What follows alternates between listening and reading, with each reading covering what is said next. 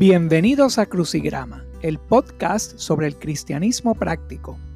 ¿A qué se parece seguir los pasos a Jesús? ¿Cómo vivir en una cultura hostil a la divinidad? Estas son preguntas que exploramos al acoplar nuestra mente y corazón a Jesús. Todos los pasajes de la Biblia citados son de la Reina Valera contemporánea.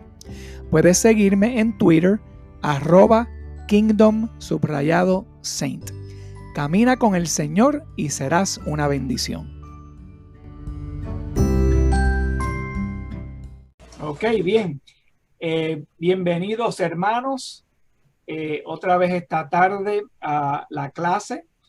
Es un placer tenerlos aquí, un placer poder compartir con ustedes este estudio que en realidad nos da mucha esperanza, ya que estamos aprendiendo el trabajo que hace nuestro Señor en nosotros mediante su Espíritu, que es una de las promesas, como hemos visto, que tenemos en Cristo Jesús, y a través de este Espíritu, que es una fuerza de otro mundo, no es una fuerza humana, es una fuerza divina que opera dentro de nosotros, pero es más que una fuerza, es la persona, la tercera persona de la divinidad, el Espíritu Santo.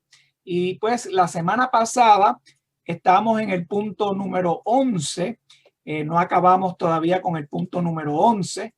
El punto número 11, y le damos gracias a Gabriel, que siempre anota los puntos y provee las escrituras para que todo el mundo las tenga anotadas.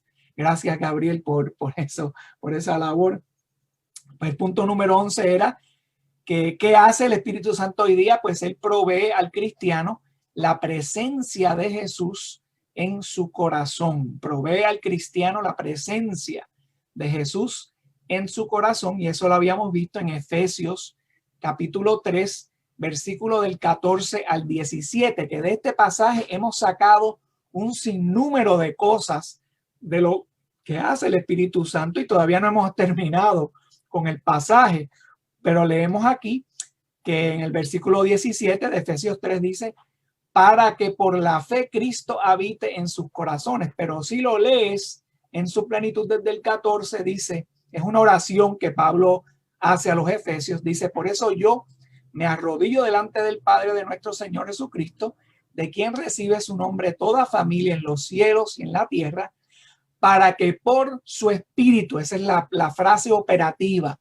para que por su espíritu y conforme a las riquezas de su gloria, los fortalezca interiormente con poder, que ya lo vimos, para que por fe Cristo habite en sus corazones. Esa es la que estamos viendo ahora. O sea que por su espíritu y por fe Jesús habita en nuestros corazones. La última escritura que habíamos visto sobre este punto fue Gálatas capítulo 2, versículo 20, donde Pablo exclama: he sido crucificado con Cristo y ya no vivo, sino que Cristo vive en mí. Lo que ahora vivo en el cuerpo lo vivo por la fe en el Hijo de Dios, quien me amó y dio su vida por mí. Vemos aquí y en otros pasajes que vamos a ver que el que vive en nosotros es Cristo. Sí, el Espíritu Santo lo tenemos. Se nos ha dado el Espíritu de Dios, la tercera persona de la divinidad. Pero a la misma vez, Cristo también es el que vive en nosotros. ¿Cómo podemos explicar eso? Bueno, hermanos, es una cosa divina. No se puede explicar con ciencia humana, sino que únicamente es algo que aceptamos, porque la palabra de Dios así lo dice. Cristo vive en mí. Pablo dice: yo he sido crucificado con él, sepultado con él, dice en Romanos 6, 3 y 4, y por lo tanto resucitado a la nueva vida. O sea que ya no vivimos para nosotros, como Pablo repite en Romanos 6, 4. Ahora vivimos para Cristo, como también dice en Gálatas 2, 20. Vivimos para Él, vivimos por la fe de Jesús. En realidad lo que dice ahí, él dice: lo vivo por la fe en el Hijo de Dios. Por la fe de Jesús es que ahora podemos vivir. Ni siquiera es por nuestra fe, sino por la fe que aconteció todo lo que Jesús quería hacer, y por eso ahora podemos ser justificados con él. En Colosenses 1:27, podemos leer: a estos Dios se propuso dar a conocer cuál es la gloriosa riqueza de este misterio entre las naciones, que es Cristo en ustedes, la esperanza de gloria. Uno de mis pasajes favoritos, ya que aquí se exalta que nuestra esperanza de gloria es Cristo en nosotros. Y también se declara que ese era el misterio entre las naciones. A veces se habla del evangelio, que es el misterio, pero aquí se describe el misterio como Cristo en nosotros. Cristo es el que vive en nosotros. En Efesios 3, del 4 al 6, ahí leemos que el misterio es el evangelio. Pablo dice en Efesios 3, versículo 4, al leer esto, al leer sus cartas, ¿no?, podrán darse cuenta de que comprendo el misterio de Cristo. Dice, ese misterio que en otras generaciones no se les dio a conocer a los seres humanos, ahora se les ha revelado por el Espíritu a los santos apóstoles y profetas de Dios. Es decir, que los gentiles son, junto con Israel, beneficiarios de la misma herencia, miembros de un mismo cuerpo y participantes igualmente de la promesa en Cristo Jesús mediante el evangelio. O sea, esta es la gran revelación que se nos ha dado, que Dios quiere habitar en nosotros, Cristo en nosotros, así restaurando lo que se había perdido en el Edén, como dice Jesús en Apocalipsis 3:20. Él dice, mira, que estoy a la puerta y llamo. Si alguno oye mi voz y abre la puerta, entraré y cenaré con él y él conmigo. O sea que vemos ahí una descripción de una convivencia muy personal. Claro, él está hablando de habitar en nosotros, como dice los demás pasajes. También esto puede ser una referencia a que estaremos con Cristo por siempre en los cielos. Vemos que en realidad es el Padre, el Hijo, el Espíritu Santo, o sea, Dios, Elohim, Yahweh, el Creador. Él es el que vive en nosotros de esta manera muy personal. Fíjense cómo dice Juan en primera de Juan 4:4.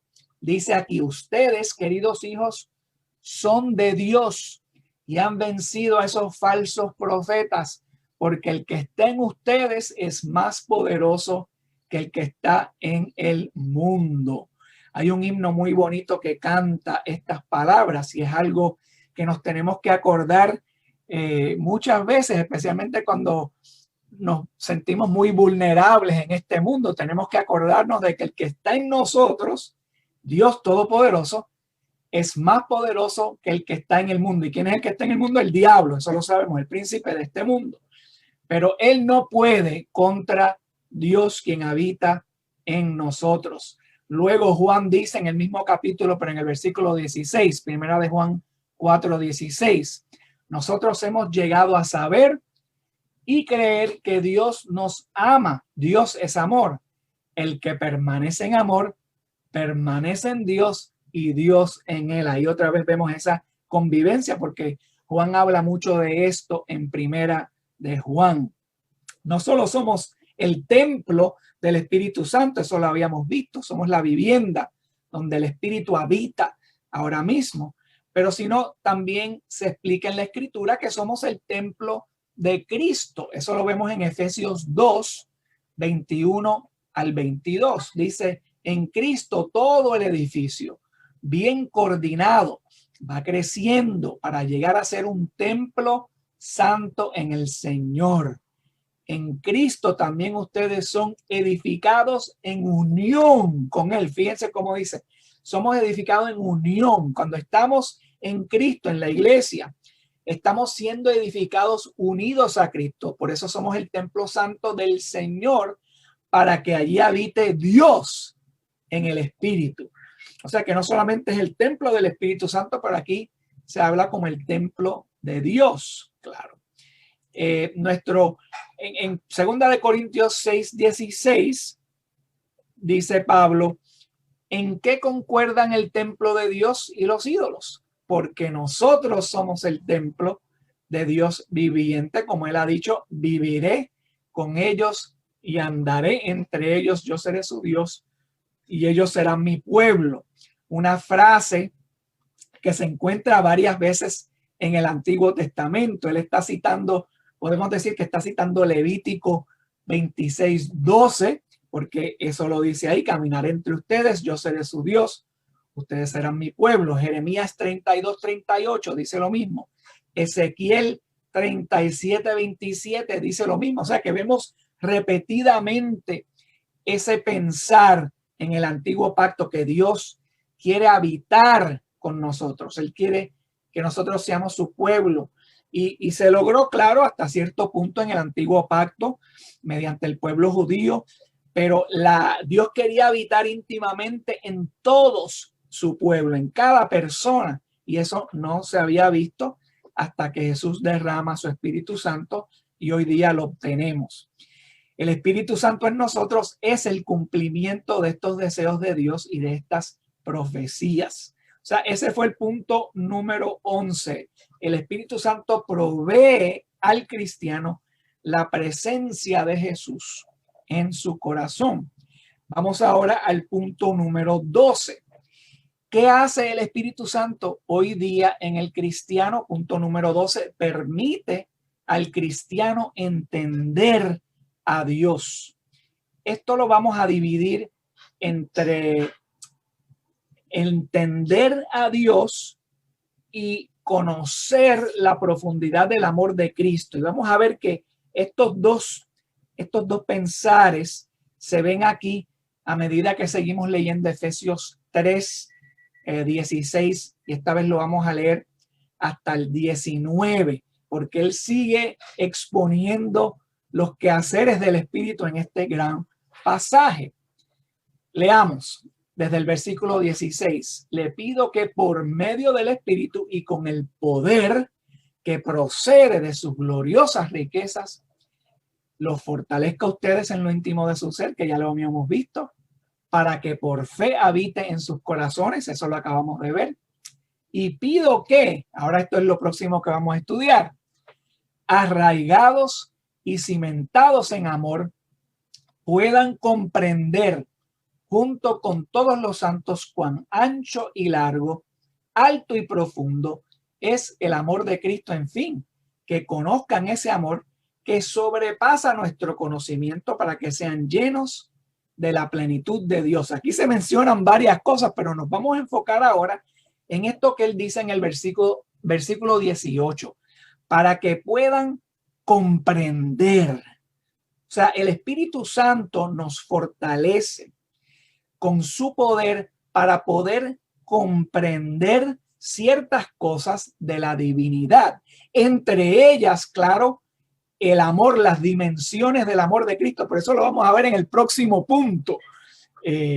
Esas dimensiones del amor de Cristo. Y claro, otro punto más, estar llenos de la plenitud de Dios. Eso es otra cosa. Pero aquí se dice que el amor de Cristo sobrepasa el conocimiento humano. Es algo que no se puede explicar. Se necesita en realidad una perspicacia espiritual, como dice Pablo en 1 Corintios capítulo 2. Se necesita una sabiduría que no procede de esta carne, que no procede de la inteligencia humana, para poder comprender y conocer las cosas de Dios y mucho más el amor de Jesús, lo que vamos a estudiar en la próxima característica. Ahora nos vamos a enfocar en simplemente la comprensión y el conocimiento general que obtenemos por medio del poder del Espíritu Santo. Pablo explica esto en 1 Corintios capítulo 2, versículos 12 y 13, donde dice aquí: nosotros no hemos recibido el espíritu del mundo, sino el espíritu que procede de Dios, para que entendamos lo que por su gracia Él nos ha concedido. Esto es precisamente de lo que hablamos, no con las palabras que enseña la sabiduría humana, sino con las que enseña el Espíritu, de modo que expresamos verdades espirituales en términos espirituales. Fíjense cómo él dice aquí que humanamente las personas sin el Espíritu no pueden comprender, y es más, dicen que estas cosas pues serían tonterías. Pero el que tiene el Espíritu sabe que las tonterías de Dios es la sabiduría de Dios. Lo que es tontería para los humanos es sabiduría divina. Y por eso necesitamos su Espíritu para entender, hermanos. O sea, no es algo que podemos entender yendo a una universidad o educándonos escolásticamente según los estándares y los principios humanos. Los principios humanos nunca nos pueden llevar a un entendimiento de las cosas espirituales y las cosas divinas. Se necesita llegar a través del Espíritu que procede de Dios para poder entender estas cosas. La profundidad del mensaje divino solamente se puede obtener si tenemos el Espíritu Santo y a medida de que vayamos madurando en el Espíritu Santo. No es que de repente usted se bautiza y ¡pam! Ya lo va a entender todo claramente. No, así no es como funciona, porque esa nueva criatura se renueva. Recuerden lo que vimos en la palabra de Dios, se renueva a diario, porque nuestra capacidad humana no puede de repente así crecer. Explotaríamos por dentro, imagínense, pero tiene que ir a la par de nuestra madurez humana. Vamos madurando espiritualmente en los que obtenemos el Espíritu Santo. Otros pasajes relacionados a este punto vendría siendo Efesios capítulo 1, del 18 al 19. Y aquí Pablo lo expresa con una frase un poco diferente. Él dice aquí: pido también que les sean iluminados los ojos del corazón. Fíjense que yo hice una serie en nuestra congregación sobre las oraciones que se encuentran en el Nuevo Testamento, porque muchos de nosotros a veces no sabemos cómo orar. Por eso necesitamos el Espíritu Santo para enseñarnos a orar. Y en la carta a los Efesios encontramos, es la carta donde más oraciones hay. Efesios 3 es una oración. Aquí en Efesios 1 es otra oración. Y en estas oraciones, pues podemos aprender mucho sobre el Espíritu Santo y también aprendemos mucho cómo orar y de qué debemos orar cuando le pedimos a Dios. Y aquí dice Pablo: pido también que les sean iluminados los ojos del corazón para que sepan a qué esperanza Él los ha llamado, cuál es la riqueza de su gloriosa herencia entre los santos, y cuán incomparable es la grandeza de su poder a favor de los que creemos.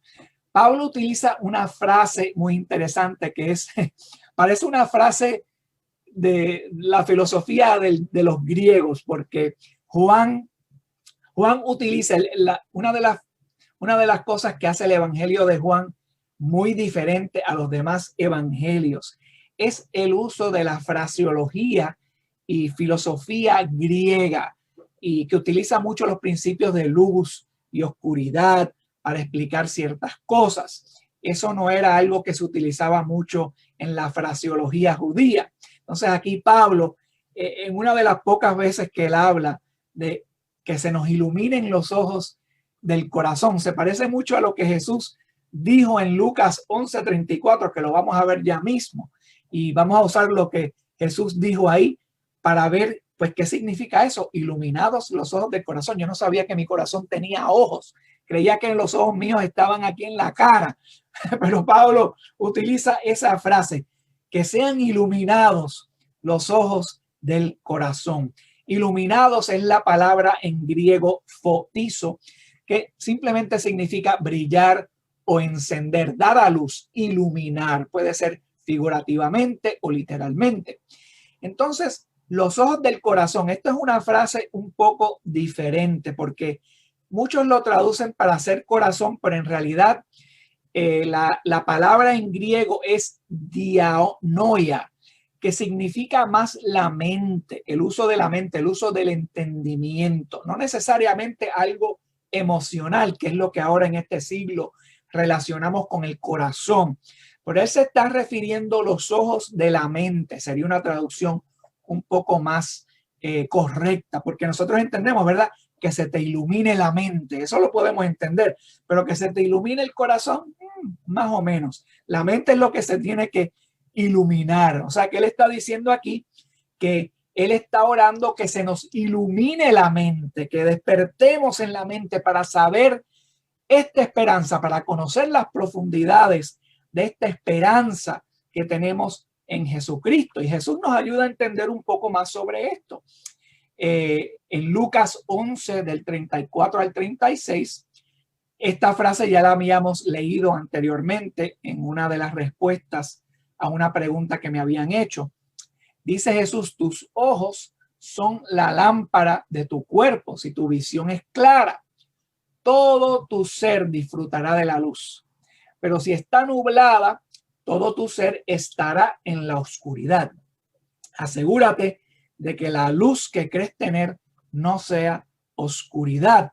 Por tanto, si todo tu ser disfruta de la luz, sin que ninguna parte quede en la oscuridad, estarás completamente iluminado, como una lámpara que alumbra su luz. Y eso es lo que Pablo está orando, que estemos completamente iluminados. Y Jesús nos dice que esa iluminación es a través de nuestros ojos, a través de lo que nos enfocamos.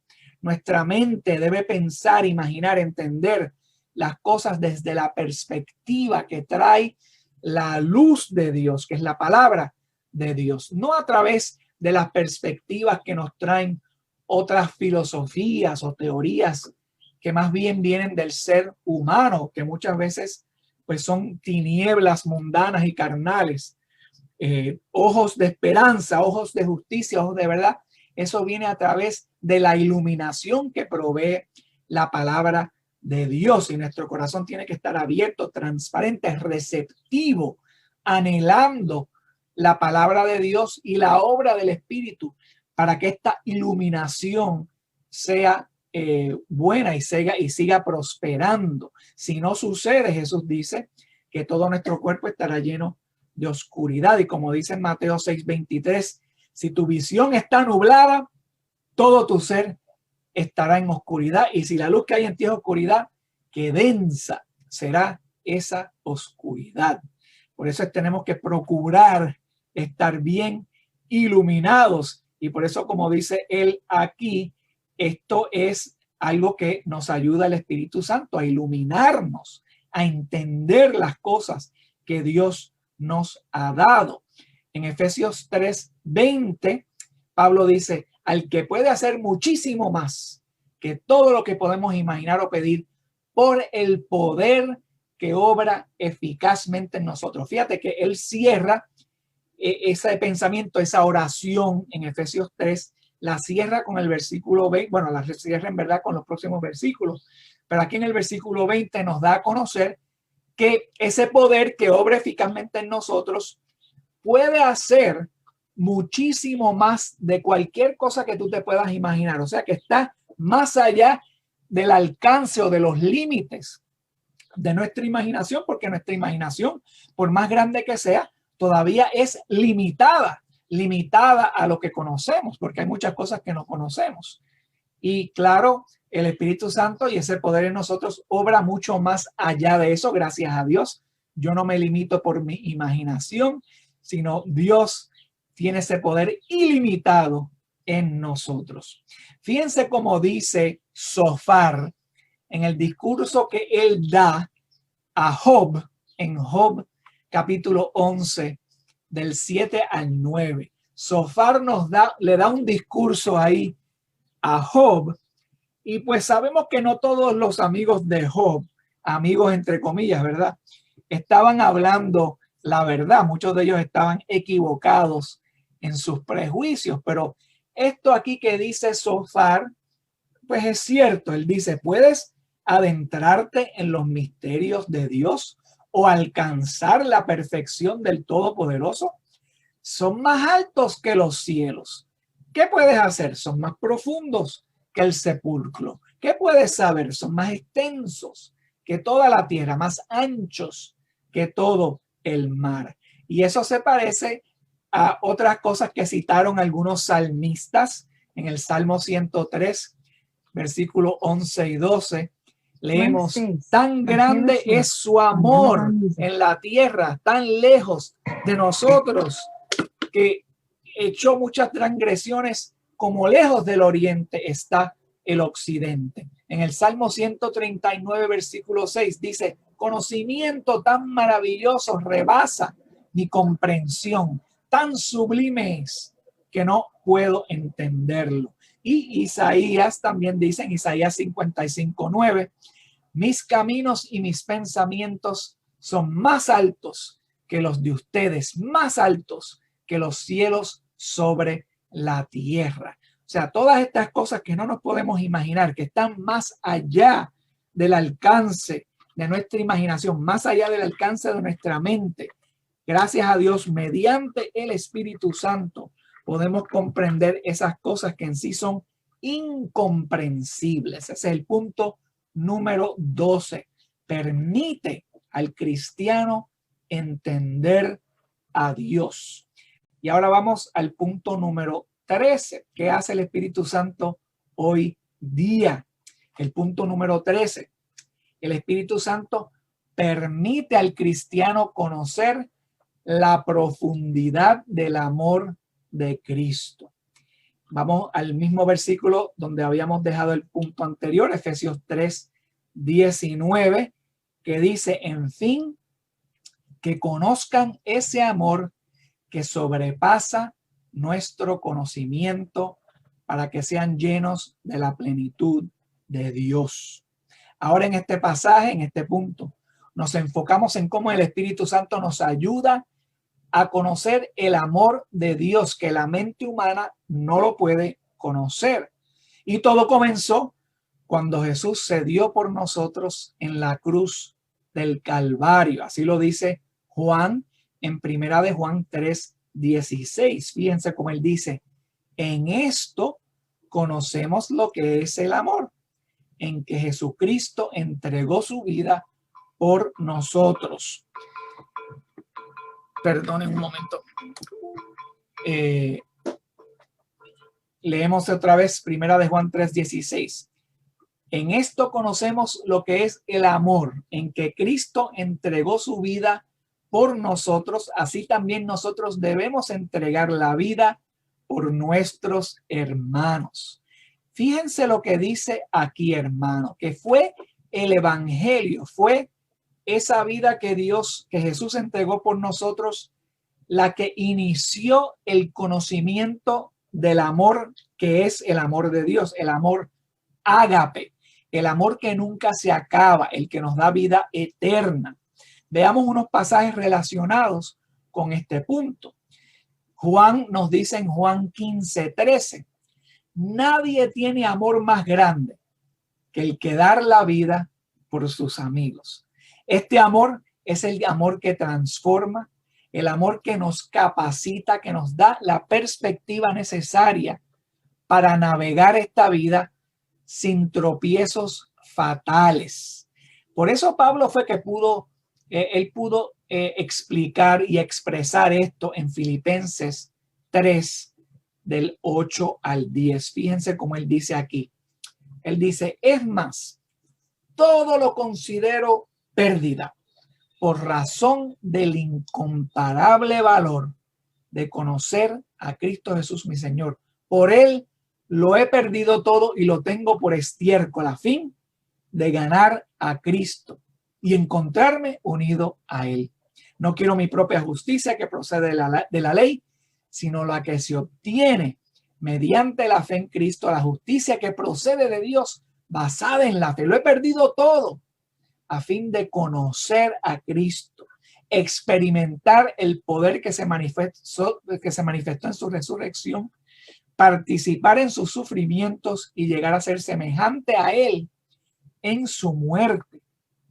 Son unas palabras muy expresivas de esta profundidad, de este entendimiento. Fíjate cómo él dice, quiero conocer a Cristo, quiero experimentar el poder que se manifestó en su resurrección. Sabemos que está hablando del poder del Espíritu Santo. Dice, quiero participar en sus sufrimientos. Bueno, parece no ser. ¿Quién quiere participar en los sufrimientos de alguien? Eso el mundo lo consideraría ridículo. Pero vemos que al conocer la profundidad del amor de Dios en Cristo Jesús, nuestra mente es transformada Vemos ahora todas las cosas en el mundo, como dice Pablo aquí, como estiércol a fin de ganar a Cristo. Por fe y por obra del Espíritu Santo en nosotros, lo perdemos todo para conocer a Cristo, para experimentar el poder del Espíritu Santo, para participar en el sufrimiento de Cristo y, como dice Pablo aquí al final en el versículo 10, llegar a ser semejantes a él en su muerte, sepultura y resurrección. A los corintios él se lo explicó de otra manera. Les dice en 2 de Corintios 5, 14 y 15. Él lo expresa así, dice: el amor de Cristo nos obliga, porque estamos convencidos de que uno murió por todos y por consiguiente todos murieron. Y él murió por todos para que todos los que viven ya no vivan para sí, sino para el que murió por ellos y fue resucitado. Cuando fijamos nuestra mente en el Espíritu, nos sometemos a su liderazgo. El amor de Cristo, como dicen otras traducciones, nos constriñe, nos controla, dicen otras traducciones, nos obliga. ¿Qué significa eso? Bueno, que el amor de Cristo es tal que nos limita, nos ayuda a entender, a no entregarnos a la carne, nos ayuda a distinguir entre los deseos carnales y decirle que no a esos deseos carnales y en vez darnos a los deseos espirituales. Y por eso es que podemos decir con confianza, como Pablo dijo en Gálatas 2:20, que ya lo habíamos leído, hemos sido crucificados, ya este cuerpo crucificado con Cristo, ya yo no vivo. Cristo es el que vive en mí y lo que vivo en mi cuerpo lo vivo por la fe en el Hijo de Dios, quien me amó y dio su vida por mí. Todo esto se logra al conocer ese amor de Cristo gracias al Espíritu Santo. Ahora, cuando leemos este pasaje que les voy a citar ahora, podemos entender mejor con todos estos puntos que hemos leído sobre el Espíritu Santo lo que dice Juan en 1 Juan 4, del 9 al 16. Escuchen detenidamente para que ahora, con este conocimiento que hemos tenido sobre lo que hace el Espíritu Santo con nosotros, ahora podemos entender un poco más lo que dice Juan aquí. Dice: así manifestó Dios su amor entre nosotros, en que envió a su Hijo unigénito al mundo para que vivamos por medio de él. En esto consiste en el amor, no en que nosotros hayamos amado a Dios, sino que él nos amó y envió a su Hijo para que fuera ofrecido como sacrificio por el perdón de nuestros pecados. Queridos hermanos, ya que Dios nos ha amado así, también nosotros debemos amarnos los unos a los otros. Nadie ha visto jamás a Dios, pero si nos amamos los unos a los otros, Dios permanece entre nosotros y entre nosotros su amor se ha manifestado plenamente. ¿Cómo sabemos que permanecemos en él y él permanece en nosotros? Porque nos ha dado de su Espíritu. Y nosotros hemos visto y declaramos que el Padre envió a su Hijo para ser el Salvador del mundo. Y si alguien reconoce que Jesús es el Hijo de Dios, Dios permanece en él y él en Dios. Y nosotros hemos llegado a saber y creer que Dios nos ama. Dios es amor. El que permanece en amor, permanece en Dios y Dios en él. Fíjense que claro el mensaje que él da.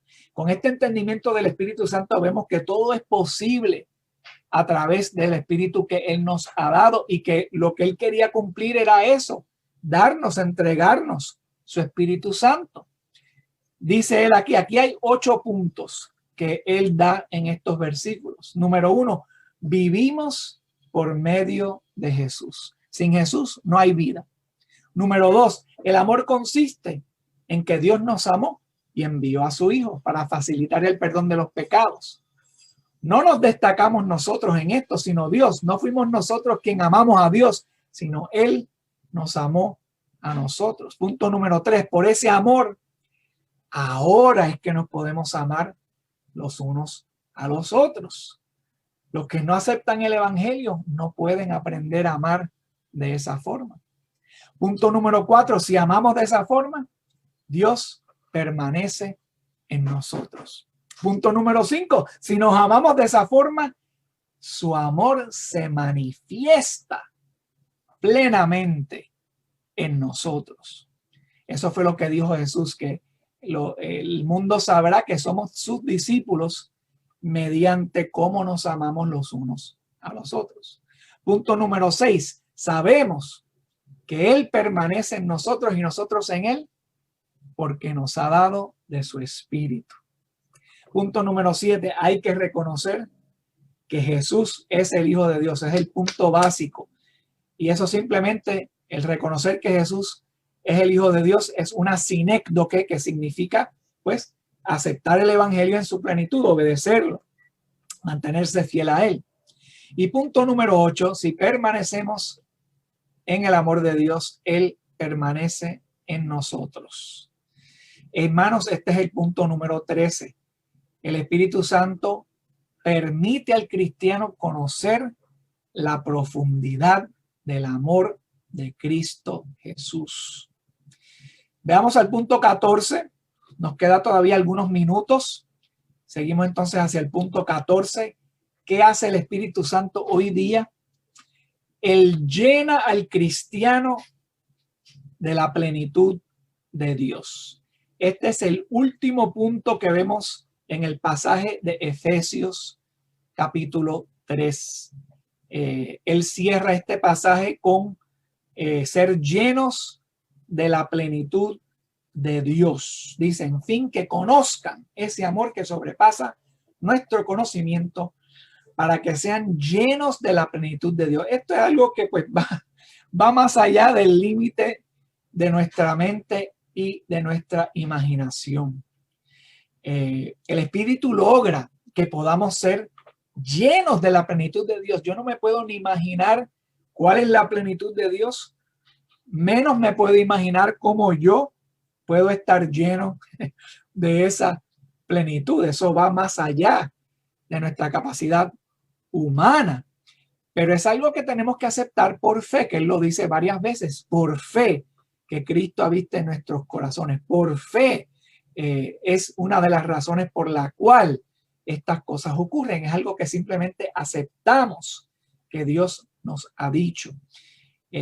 Vamos a los pasajes relacionados con este punto en Efesios 1, 22 y 23, hablando aquí de Cristo Jesús. Dice, Dios sometió todas las cosas al dominio de Cristo y lo dio como cabeza de todo a la iglesia. Esta, que es su cuerpo, es la plenitud de aquel que lo llena todo por completo. O sea que es un pasaje similar al que leemos en Efesios 3. Claro, él desarrolla este concepto hasta cuando llega el capítulo 3. Pero esta plenitud que logramos alcanzar mediante el Espíritu Santo es algo que no solamente alcanzamos individualmente, como él lo menciona en Efesios 3:19, pero aquí en Efesios 1:23 es algo que alcanzamos corporalmente como la iglesia de Cristo. El cuerpo de Cristo es la plenitud de Cristo representada en la tierra. Hermanos, piensen en lo que eso significa. Y claro, tiene su lógica divina, ya que Jesús en su cuerpo, el cuerpo individual que él tiene, él no está presente con nosotros. El cuerpo de Jesús está a la diestra del Padre. Él intercede, dice Hebreos, vive para intercedir diariamente por nosotros. Pero no nos ha abandonado, como le dijo a los discípulos. Nos ha dejado su representante corporal, ambos en el Espíritu Santo, individualmente y colectivamente como su iglesia. Corporalmente como iglesia somos su representación aquí en la tierra, su representación física para continuar esa labor del evangelio hasta que Él regrese. Por eso también nos infunde de su espíritu para poder lograr ese trabajo magnífico. Somos el cuerpo de Cristo, o sea que somos sus manos, somos sus pies, somos su boca. Cuando tú le das un abrazo a alguien como representante del cuerpo de Cristo, es Cristo quien está abrazando a esa persona. Cuando tú predicas el evangelio, es la boca de Cristo. Cuando estás mostrando el amor de Dios, se está manifestando el amor de Cristo. Somos la representación de Cristo corporalmente. Él está en nosotros y nosotros en Él. Por eso es que hace sentido lo que dice Pablo en estos próximos pasajes, hablando sobre el sufrimiento que también nos toca llevar siendo el cuerpo de Cristo, porque Cristo sufrió en su cuerpo, lo dice la Biblia. Esa es parte de la misión que él tenía que aceptar, ese trago amargo que tuvo que tomar. Y ahora nosotros lo estamos tomando de varias diferentes formas como el cuerpo de Cristo. Porque el cuerpo de Cristo aquí en la tierra lo que va a hacer es sufrir, pero en el cielo se glorifica. Y para poder entonces obtener esa glorificación, primero hay que aceptar ese sufrimiento. En 2 Corintios capítulo 1, versículo 5, Pablo lo dice así, dice, así como participamos abundantemente en los sufrimientos de Cristo, así también por medio de él tenemos abundante consuelo. Me gusta ese adverbio que utiliza, abundantemente. ¿Por qué tiene que ser abundantemente el sufrimiento? ¿Por qué no puede ser un poquito de sufrimiento? Bueno, porque somos el cuerpo de Cristo y los sufrimientos de Cristo son abundantes. Pero así como son abundantes, también abunda el consuelo y también abundará grandemente la gloria que nos tocará llevar en la vida venidera. En Romanos 8:17, Pablo lo dice así. Dice, y si somos hijos, somos herederos, herederos de Dios y coherederos con Cristo. Pues si ahora sufrimos con Él, también tendremos parte con Él en su gloria. Esta es la parte magnífica de este evangelio en cual participamos. Sí, por ahora sufrimos, eso es algo que tenemos que aceptar como cristianos. La vida del cristiano no es todo flores, no, es sufrimiento mayormente. Participamos en esos sufrimientos como el cuerpo de Cristo, pero eso viene con algo glorioso. Vamos a participar también en su gloria. Por eso Pablo dice en 2 Corintios 4:10, donde quiera que vamos, llevamos en nuestro cuerpo la muerte de Jesús, para que también su vida se manifieste en nuestro cuerpo. He predicado un sermón sobre ese pasaje porque hay tanto que decir sobre eso, tanta metáfora que se puede sobrellevar aquí en ese versículo. Pero parte de eso es que sí, cuando sufrimos en este cuerpo, estamos llevando esa muerte. Por eso Pablo dice, fui crucificado con Cristo. Al cuerpo hay que darle muerte para que la vida de Cristo se manifieste en nosotros y los demás puedan ver vida en cuanto a nosotros estamos muertos al mundo, pero vivos hacia Cristo.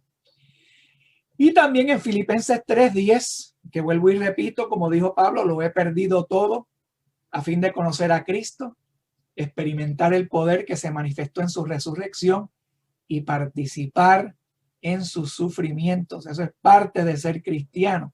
Voluntariamente anhelar participar y considerarlo una gloria participar en esos sufrimientos de Cristo, porque así nos identificamos con Él en su muerte para poder identificarnos con Él en su resurrección.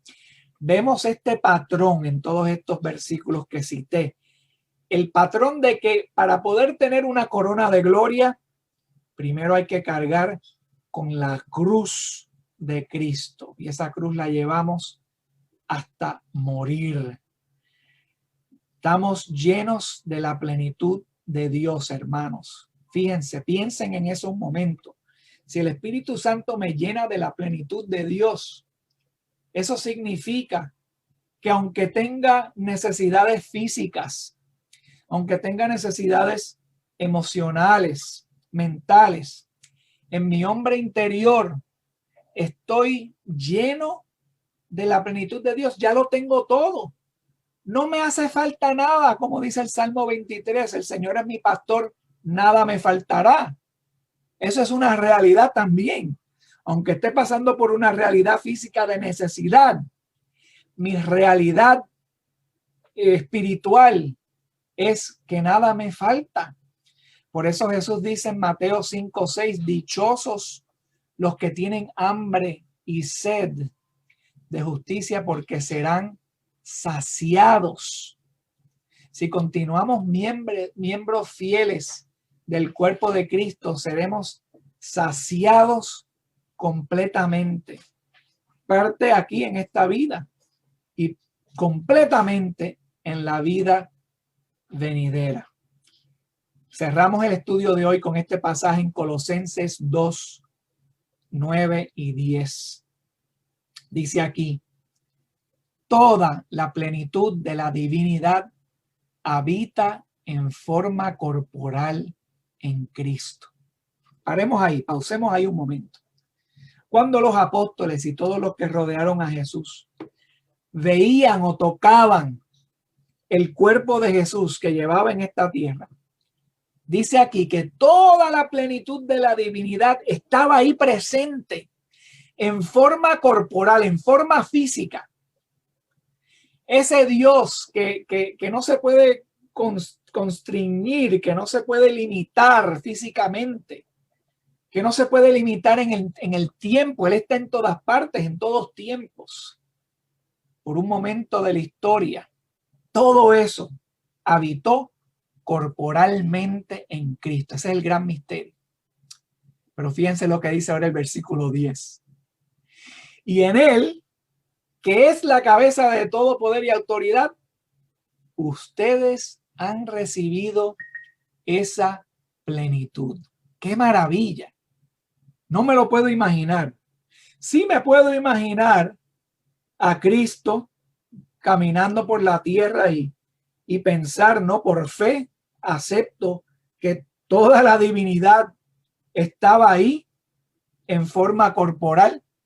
Claro, muchos no lo podían creer en ese tiempo. Sabe Dios cómo nosotros hubiésemos reaccionado a eso, ¿no? Si hubiésemos creído o no. Pero esta es la parte interesante, que nosotros en Cristo hemos recibido esa plenitud. Toda la plenitud de la divinidad habita ahora corporalmente en la iglesia. Habita en ti mediante el Espíritu Santo. Habita en mí. ¡Wow! Eso es maravilloso, eso es asombroso. El meditar como, ¿qué significa eso? No estoy diciendo que somos seres divinos, sabemos que no es así. Pero la divinidad nos ha permitido participar de ella en Jesucristo. Los dejo con ese pensamiento, hermanos. Acabamos aquí entonces con el punto número 14. ¿Qué hace el Espíritu Santo hoy día? Nos llena de la plenitud de Dios. Que tengan buenas tardes, hermanos. Dios los bendiga.